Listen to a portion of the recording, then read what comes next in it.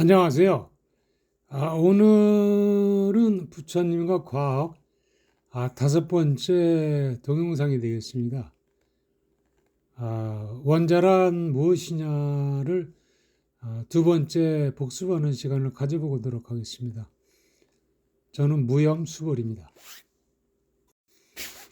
원자에 대한 얘기를 지금 다시 또 복습하는 원인은 원자를 통해서 우리가 불교에서 가장 핵심적인 사상인 공하고 그 다음에 만물의 근원 이거를 과학적으로 설명하는 그런 그 자료가 되겠습니다. 그래서 원자에 대한 확실한 이해를 하면은 우리가 얘기하는 공이나 일체 만물의 근원이 뭔지 말이죠.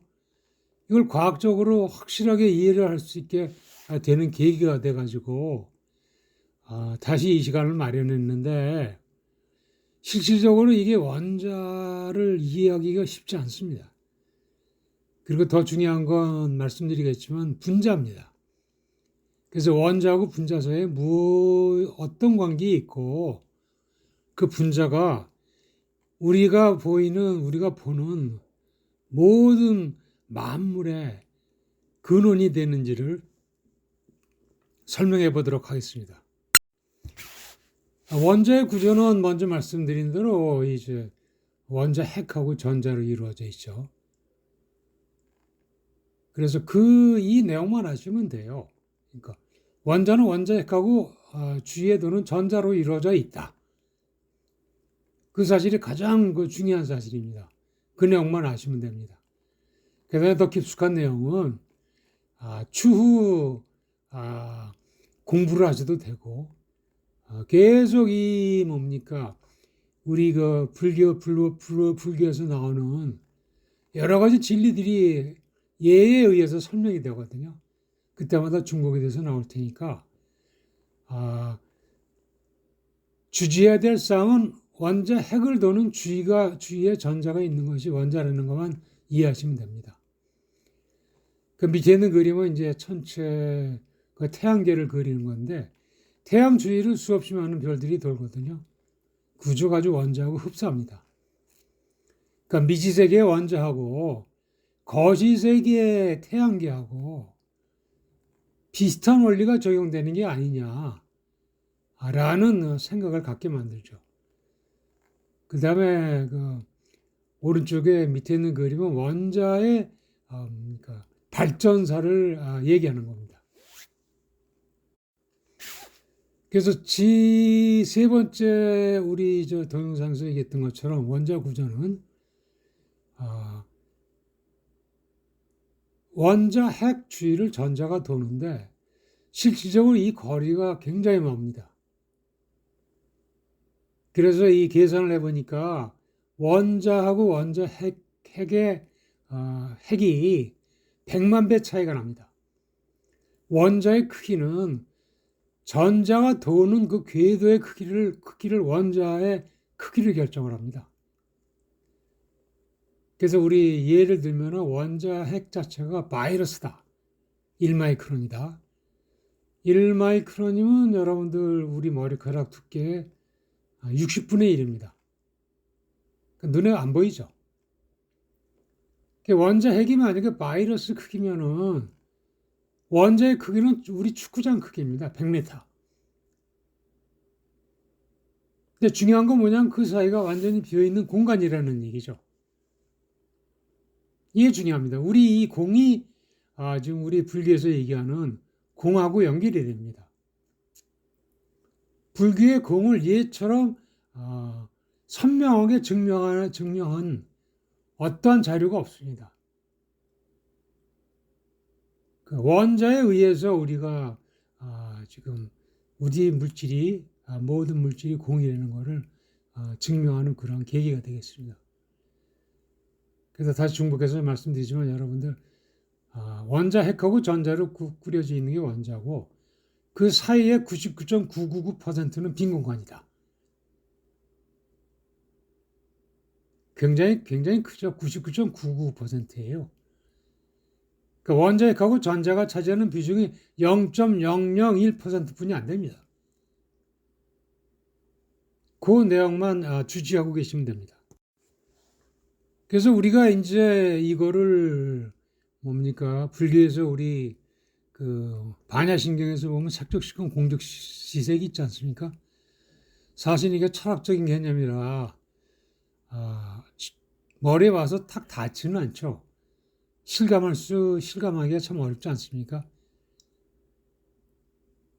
그래서 색이라는 건 보이는 모든 물체잖아요. 공은 빈자리고. 근데 원자가 먼저 말씀드린 대로 99.99%가 빈 공간이에요. 그래서 보이는 모든 물체는 비어 있다. 근데 모든 물체는 원자로 이루어져 있습니다.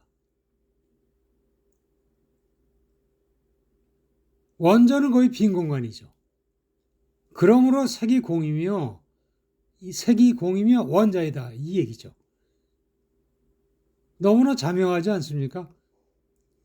그래서 이거는 너무 물질적인 거고 정신적인 공은 어떻게 설명할 거냐?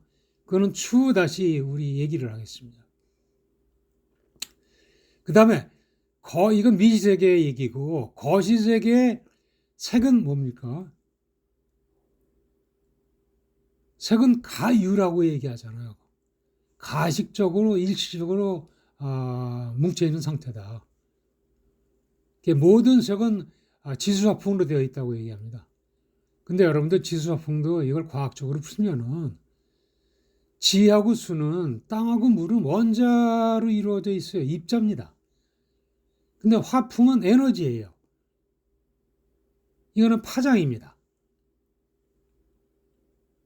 그러니까 이 역시도 지수 화풍 자체도 과학적으로 설명이 되는 거죠.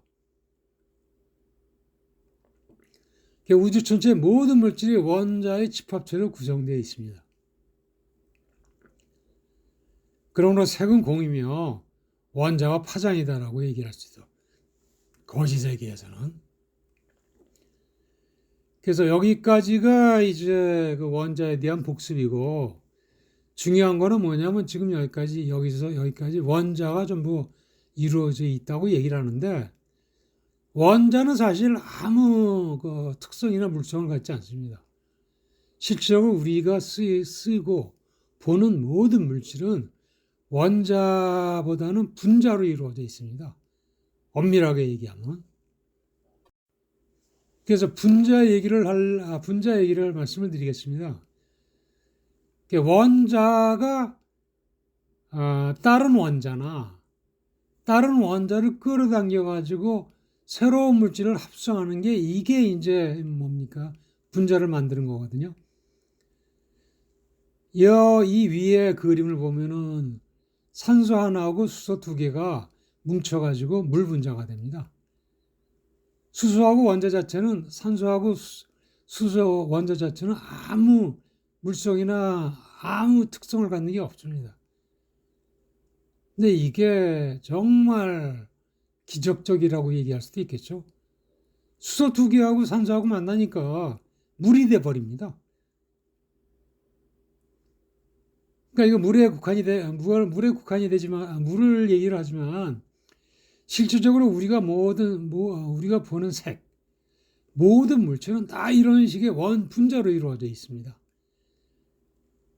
그러니까 이 원자가 어떤 원자를 만나서 어떻게 서로 끌어당기고 있냐에 따라 가지고 다양한 물체들이 만들어지고 있다고 생각하면 됩니다. 여기 왼쪽에 밑에 있는 그림을 보면은 공유결합, 이온결합, 금속결합으로 되어 있지 않습니까? 그러니까 공유 이온결합이라는 거는 세라믹입니다.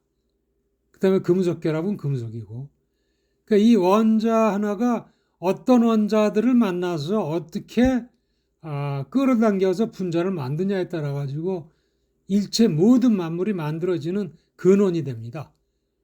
이 얘기를 정확하게 여기에 이 얘기만 하시면 됩니다. 그래서 모든 물체는 강한 것도 있고 약한 것도 있고 전개 통하는 거 여러 가지 물성이 있지 않습니까? 예를 들면 강한 거. 금속이 강하냐 세라믹이 강하냐. 시적으로 세라믹이 훨씬 더 강합니다. 그 왜 그러냐. 두 개 원자 결합 자체가 금속의 결합보다 훨씬 더 강합니다. 그래서 끌어당김 원자의 결합의 종류에 따라 가지고 여러 가지 물체가 만들어진다. 그래서 고분자 같은 경우는 이제 분자의 힘에 의한 수소결합, 쌍극자, 이런 식의 이제 그 또 다른 원자 결합을 함으로써 플라스틱이나 고분자 물질이 됩니다. 그래서 다시 복습을 하면은 원자와 분자는 원자가 누구를 만나냐에 따라 가지고 여러 가지 물질이 만들어집니다. 탄소 하나가 수소 4개하고 만나면 이게 메탄이 됩니다. 그 다음에 에탄이라는 건 C2H6. 몇 개가 만나서 서로 끌어당겨서 분자를 만드냐에 따라 가지고 메탄이다, 에탄이다, 에틸렌이다, 아세틸렌, 벤젠, 에탄올, 아세트알데하이드 등 다양한 물체들을 만들죠. 암모니아도 되고 물도 되고.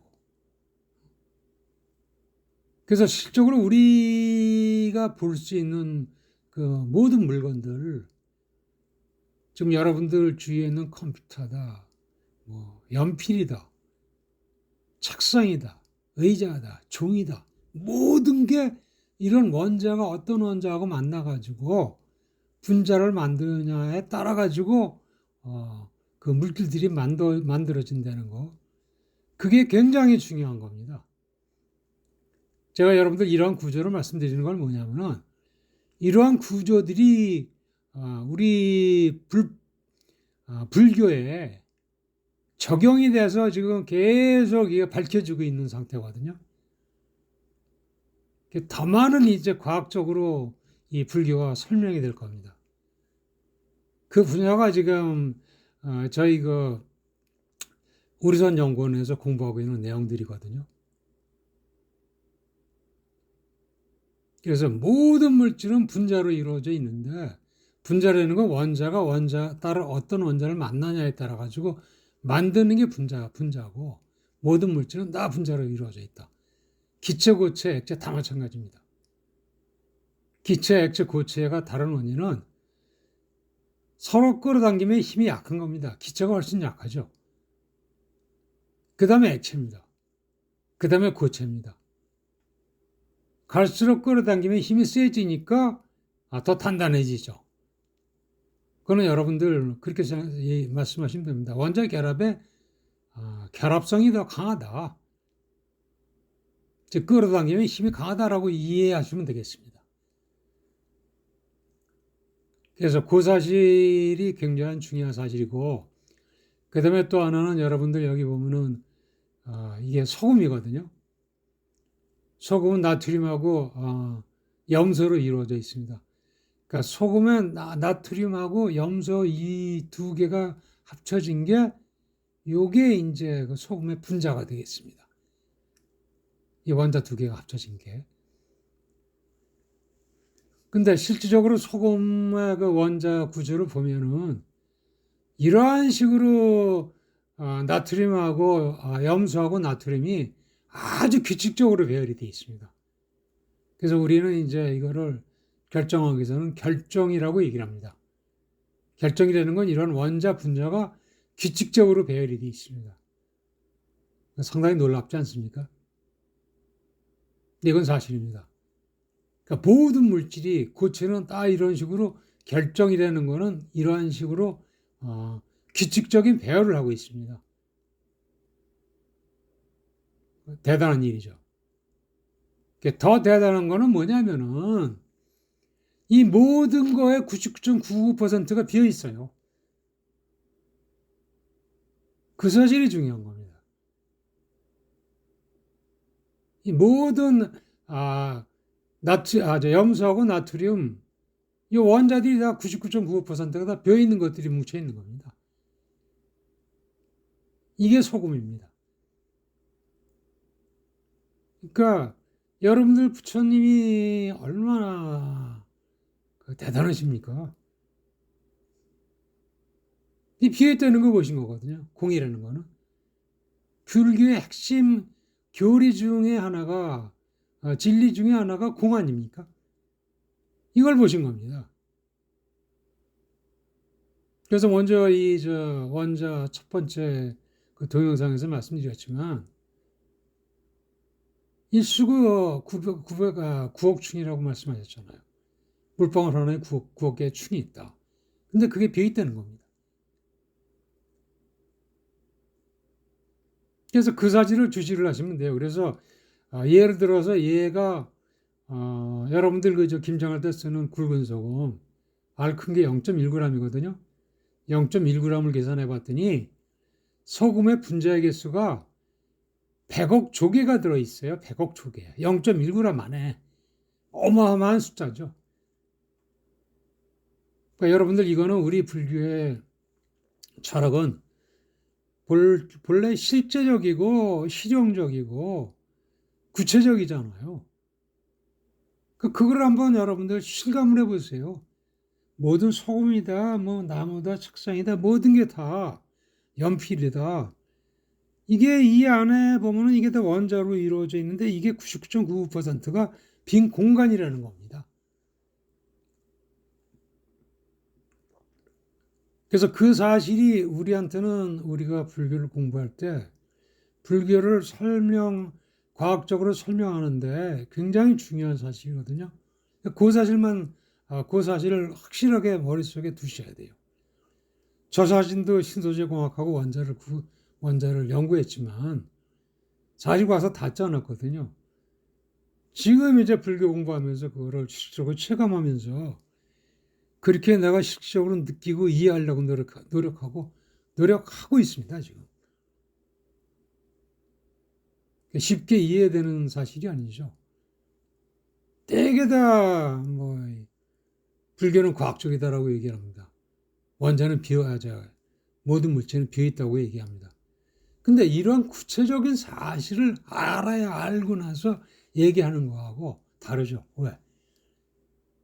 결국은 불교의 모든 게, 많은 게 이런 과학적인 사실하고 바로 직결돼서 연결이 돼서 설명이 될 수 있거든요. 그게 우리가 간과하고 있는 거거든요. 그래서 제가 말씀드리고 싶은 거는 아인슈타인이 진정한 과학자는 부처님이라고 말씀하셨죠. 내가 위대한 과학자지만 인류 역사상 진정한 과학자는 부처님이라고 얘기를 했습니다. 그 얘기가 여러분들 100년 전이에요. 지금까지 제가 이 공부하면서 느낀 거는 그럼 우리 불교가 아인슈타인이 얘기한 부처님이 과학자라는 증명할 수 있는 자료를 내놓은 경우가 거의 없어요. 실제로 이해할 수 있게, 체험할 수 있게. 다 이제 불교는 과학적이다라는 얘기만 하면서 굉장히 과학적인 불교의 그 개념이나 내용이 희석이 되어 가고 있어요. 때에 따라서는 이해를 못하신 분들, 총론, 중론, 강론이면 강론 가지고 불교는 과학적이라고 자꾸 얘기해 놓으니까 과학적인 불교의 그 개념이나 내용이 너무 희석이 돼 있어요. 그래서 여러분들 내가 원자하고 분자를 다시 복습하는 거는 이러한 사실을 아시면은 이러한 내용들이 우리 불교의 불교하고 바로 연결이 됩니다. 그래서 이 가운데 있는 그림은 여러분들 3초만도 보니까 대단히 많죠? 우리가 결정체에 있는 분자들이 이러한 식으로 무한대의 그 분자들이 모여 있는 겁니다. 우리가 직접 보는 것들은. 그다음 말씀드린 대로 이 원자의 구조 이거에 따라 가지고 이제 여러 가지 물건들이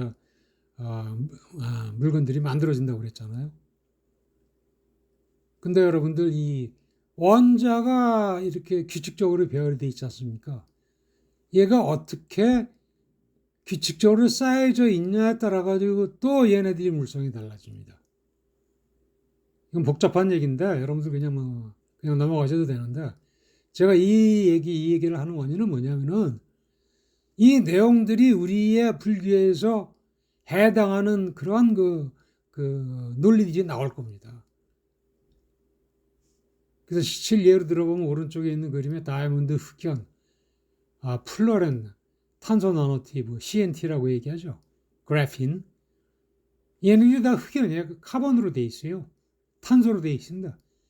근데 이 탄소들이 어떻게 배열되어 있냐 따라 가지고 다이아몬드도 되고 흑연도 되고 플로렌도 되고 CNT도 되고 그래핀이 된다는 얘기입니다. 그래서 이러한 원자, 분자들이 적충되어 있는 구조에 따라 가지고 또 새로운 물질들이 만들어진다는 것도 알아두시기 바랍니다. 그래서 이러한 분자나 원자들이 생체 재료, 우리 주위에 있는 생체 재료들, 이 모든 생체들을 적혈구, 헤모글로빈, 햄, 이런 것들이 엄격하게 따져가지고 분자 구조로 가면은 H3C, CH2, CH3, N, Fe 등으로 햄이라는 게 이런 걸로 이루어져 있어요.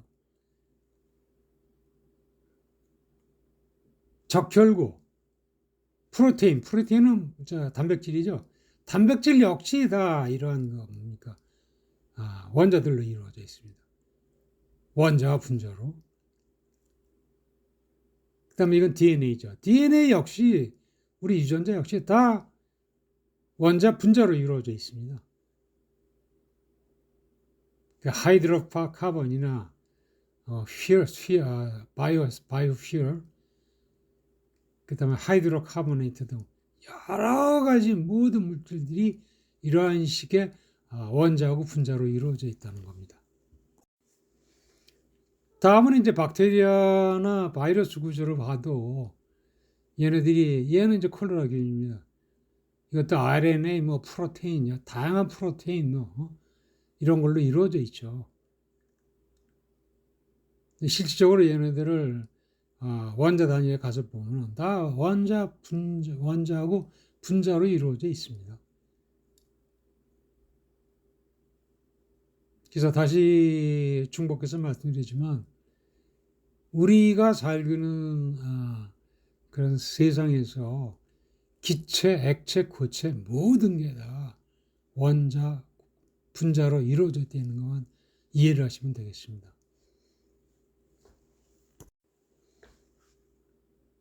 이런 식의 이제 강의나 동영상을 띄우고 발표를 하면은 그런 질문들을 많이 합니다. 원자를 봤습니까? 이게 원자 사진입니다. 여기 검은 것들이 이제 이게 실리콘을 원자 투과 전자미용으로 본 건데, 얘가 이제 검은 게 이게 실리콘 원자가 됩니다. 그래서 이런 식으로 먼저 얘기한 대로 아주 무한대 중복해서 쌓여져 있죠. 여기는 이 투과 전자미경이 세계에서 제일 큰 건데,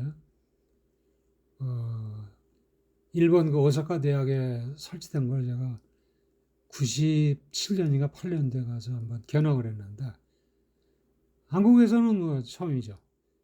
그 다음에 일본 사람들한테도 이거 공개 안 합니다. 보안상의 문제로. 여기 제일 밑에 층에 여기 계단 위에 서 있는 연구원이 지금 샘플을 장착하고 있는 겁니다.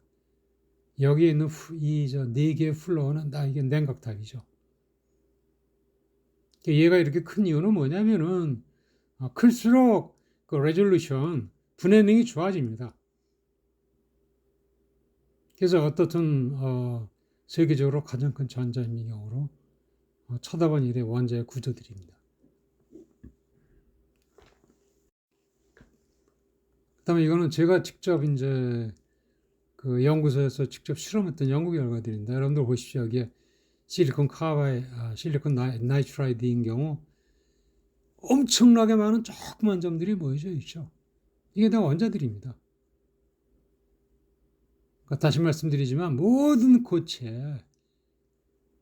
고체들은 다 이러한 식의 원자들이 무한대 규칙적으로 배열되어 있는 구조를 가지고 있다는 것을 이해를 하시면 됩니다. 그러니까 자연의 신비함을 느끼게 되죠. 이런 원자 세계를 예견한 분이 리처드 파인만이라는 물리학자입니다. 아인슈타인 이후에 가장 천재적인 물리학자로 알려져 있는데, 이분이 1959년에 이런 얘기를 합니다. There's plenty of room at the bottom이라고 얘기합니다. 그러니까 바닥의 세계에 가면은 굉장히 많은 룸이 있대요. 그러니까 이게 원자 세계에 가면은 굉장히 많은 룸이 있다는 얘기거든요. 그러니까 이분이 이거를 얘기하면서 이제 원자 세계를 설명했고, 이 리처드 파인만한테 인류한테 가장 중요한 뭡니까? 지식이 있다고 그러면 알아야 될 게 뭐냐고 얘기했더니 모든 것은 원자로 이루어졌다고 얘기를 합니다. 이번 동영상에서 제가 띄운 얘기를 바로 리처드 파인만이 59년이니까 70년 전에 얘기한 거죠. 약 60 한 5년 전에. 그래서 요약해서 이제 말씀을 드리면은 원자의 99.95%가 이제 빈 공간 아닙니까? 비어 있다는 얘기 아닙니까? 이게 이제 불교에서 얘기하는 공하고에 바로 연결이 됩니다. 그 다음에 이제 이 우주의 일체 만물이 원자로 구성되어 있다고 얘기를 하죠. 제가 일체 원자조라는 명명을 했는데, 이 원자라는 과학계에서 가장 핵심 내용인 원자가 불교의 공하고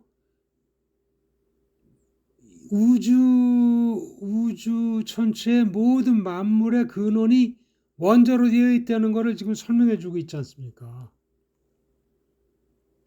그래서 제가 이 원자라는 얘기를 조금 더 상세하게 동영상을 한 번 더 이제 띄우게 됐는데, 이럼으로써 여러분들 이 원자에 의해 가지고 공하고 일체 만물의 근원이 설명이 되니까 굉장히 많은 불교의 내용들이 불법이나 진리, 이것들이 원자를 통해서 설명이 될 수가 있을 겁니다. 지금 하고 있고. 그래서 우리가 지금 아인슈타인이 100여 년 전에 얘기한 것처럼 진정한 과학자는 부처님이라고 말씀하신 게 부처님이 이걸 보신 거 아니에요. 제가 사실 이거를 터득하면서 유레카 소리를 속으로 외쳤거든요. 정말 대단한 진리죠. 그래서 다시 한번 원자를 복습했고요. 그 다음 이거는 물질 세계를 얘기하잖아요. 정신적인 세계는 모든 것은 마음이 지어내는 것이다라는 화엄경에 일초이심조하고 연결이 일초이심조라는 이야기가 있죠. 이 두 개가 사실은 결국은 하나로 뭉쳐질 겁니다.